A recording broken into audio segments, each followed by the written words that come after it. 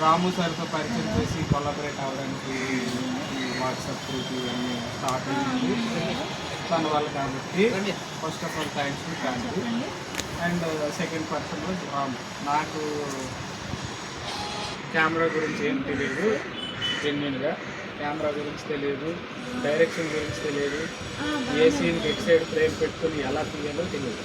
Story రాయడం మాత్రం తెలుసు. కథలు చెప్పినట్టు 100 చెప్తా. ఇప్పుడు మీరు మాట్లాడుతున్నప్పుడు కూడా ఇంకో కథ రాసేదాన్ని. సో స్టోరీ రైటింగ్ వరకు ఓకే, కానీ డైరెక్షను నెక్స్ట్ కెమెరా టేకింగ్ దేని మీద ఎక్స్పీరియన్స్ లేదు. రాము సార్తో పరిచయం అయిన తర్వాత ఇంకా చెప్పాలంటే ఆయన ఈ సీతాకొచ్చిలుక కళ్యూరు ధర్మరాజు తీసేటప్పుడే నేను నేర్చుకున్నాను. కాబట్టి కొంచెం ఫాస్ట్ నేర్చు, బాగా కాన్సన్ట్రేట్ చేసి. అండ్ ఇంకోటి ఏంటంటే నాకు ఫస్ట్ నుంచి ఓపిక కొంచెం తక్కువే. ఏదో మరీ ఇల్లు వినాయకుడి డెకరేషన్ ఇలాంటి ఇంట్రెస్టింగ్ థింగ్స్ తప్పితే ఓపిక తక్కువ చాలా. ఈ షార్ట్ ఫిల్మ్ స్టార్ట్ చేసిన తర్వాత, ఈ జర్నీ స్టార్ట్ చేసిన తర్వాతే నాలో కూడా పేషెన్స్ ఉంటుందా అని నాకు కూడా అనిపించింది. Thanks to everyone. స్టోరీ అనుకున్నప్పుడు, స్టోరీ రాసినప్పటి నుంచే హీరోయిన్ అనేది ఫిక్స్.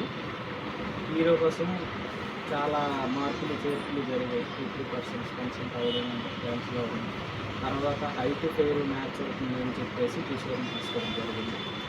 చాలామంది అందరూ చేయలేకపోతే చేయలేదు. నేను ఫస్ట్ నుంచి అదే చెప్తాను, నాకు హీరో కావాల్సిందే ఇంట్రోవర్ట్, మొహమాటంగానే ఉండే, అదే నాకు కావాలి, అలాగే ఉన్నాయి అనేసి చెప్తాను. ఇంకొంచెం రావాలి, ఏం అవసరం లేదు, అది చాలు. ఇప్పుడు స్క్రీన్ మీద చూస్తుంటే అది కదా కావాలి మనకి, అది వచ్చింది. సో ఈశ్వర్కి చాలా థ్యాంక్స్ చెప్పాలి. అండ్ లేడీస్ ఆల్రెడీ రాము చెప్పాడు, కాకపోతే ఆడపిల్లలకి ఎంత థ్యాంక్స్ చెప్పినా తక్కువే. ఎందుకంటే ఒకనొక సిచ్యువేషన్లోనూ నేనే ఆగిపోయి అవసరమా అంత రిస్క్, ఎందుకు రేపు వెళ్దాం, రిలాక్స్గా వెళ్దాం, అయితే 2 రోజులు అవన్నీ ఏం పర్లేదు అనుకున్నా సరే, ఏం పర్లేదు మీరు వచ్చేయండి వెనక. కరెక్ట్గా ఎంత చేసిన ఆడపిల్లకి ఎంత చెప్పినా తక్కువ. ఎందుకంటే ఆడపిల్లలు కాదు, అపరిచితులు. నేను వెళ్తాం పర్లేదు, నేను అడ్జస్ట్ అవుతాం అనేసి డేట్ చేసి ఒక స్టెప్ వేసి సపోర్ట్ చేసి, ఇంకా సీన్లు అయితే మనం అనుకున్నట్టుగా వచ్చాయి. ఒక్క సీన్ నేను రాసుకున్న దాంట్లో ఒక్క సీన్ లీడ్ ఇవ్వాలి, రేపు బర్త్డే అనే విషయం. ఆ ఒక్క సీన్ చేయలేకపోయాము, మనకు టైం సరిపోలేదు. ఆ ఒక్క సీన్ చేసి ఉంటే రేపు బర్త్డే అనే విషయం హీరోకి ముందే లీడ్ దొరికినట్టు కంటిన్యూ ఎక్కువ ఉండేది. సో ఆ ఒక్క తప్పితే మిగతా అంతా చేస్తాం. ఇకపోతే ఎర్రర్స్ అంటే మనలో ఎవరికీ ఎక్స్పీరియన్స్ లేదు కాబట్టి ఫస్ట్ ఆఫ్ ఆల్ మన సైడ్ నుంచి మిస్టేక్ ఏంటంటే, సమ్ పర్సన్కి ఒక డైలాగ్ చెప్పిన తర్వాత, ఇది నీ డైలాగ్ అయిన తర్వాత నా డైలాగ్ నేను కరెక్ట్గా చెప్పాలి, ఆ ఫోకస్ మీదే ఉండిపోతాను. దానికి తగ్గ ఎక్స్ప్రెషన్ కూడా ఇవ్వాలి అనేది వదిలేస్తాను. అమ్మ బాగున్నావా, సరే వెంటనే మూడ్ చేంజ్ అండి. బాగున్నావా అన్నంత వరకే నవ్వు, బాగున్నావా డైలాగ్ అయిపోయినట్టు మూడ్ చేంజ్. కరెక్ట్ బాగున్నావా దగ్గరికి ఎలా కట్ అవుతుంది అంతవరకు ఎందుకు సొంత అంటే అందరూ ఆ రోజు మ్యాచెస్ చూస్తున్నారంటో ఎంతసేపు డైలాగ్ చెప్పాము మ్యాచ్ సెట్ అయిందేమో నన్ను అక్కడ వరకన్నా తర్వాత ఎక్స్ప్రెషన్ అంటే spot just second expression change 5 seconds gap అంటే ఎక్కడ ఏ ఫ్రేమ్ దగ్గర కటింగ్ వేసి దాని పక్కన ఇంకో ముక్క తెచ్చామా ఈ డైలాగ్ కట్ అయిపోతుంది.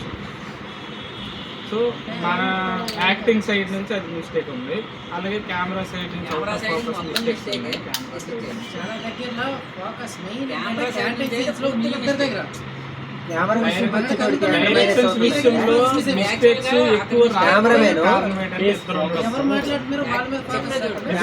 చాలా డైరెక్షన్ విషయంలో లేకపోవడానికి కారణం ఏంటంటే ఇద్దరు ఉండడం.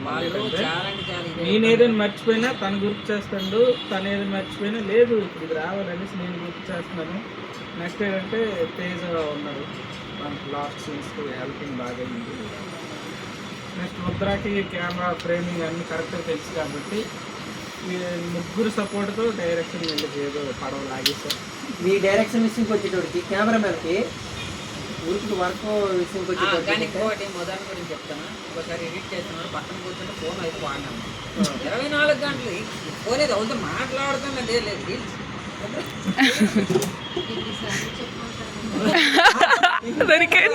దొరికావు ఇంకేటి లేదు ఎడిట్ చేస్తాను. దొరికావు ఇవాళ మార్నింగ్ గొడవ ఏంటి తెలుసా,